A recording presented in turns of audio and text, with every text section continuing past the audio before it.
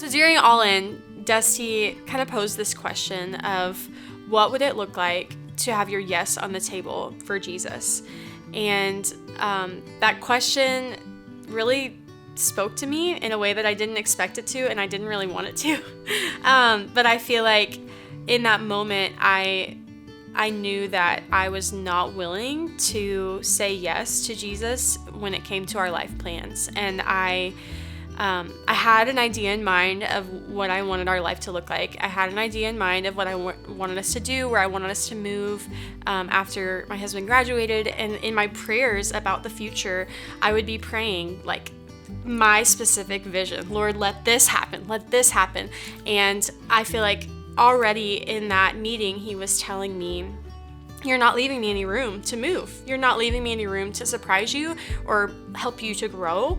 And you're going to miss something really cool if you don't just open your hands a little bit. And I was talking to Nathan, my husband, and I was really scared to even share that with him because I was like, if I say this out loud, then I have to like grow in it. I have to commit to that, being willing to follow God's leading, even if it's not what I had planned for my life.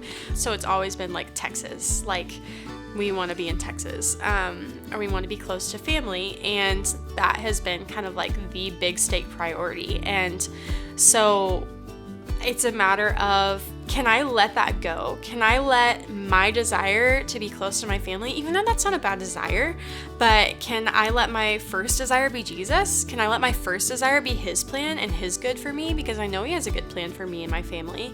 And then can I open my hands to what he might have in store? It doesn't mean that we might not end up with those desires, but the root of it is, what is my first desire? And if my first desire is Jesus, then I'm gonna get him, right? Like if you seek me, then you will find me, if you seek me with all your heart. And so and I've seen that to be true over the last year. Like as I've been giving up my own desires and seeking him, he's been fulfilling me. And like I said, that verbiage of having my yes on the table, like it doesn't mean that he's gonna pull me kicking and screaming, you know. And that's, I think the biggest thing I've seen over this last year is the heart change, is that once I became willing to say yes, he's made me excited to say yes. And so I'm really excited to see where we end up going because he's changed my heart.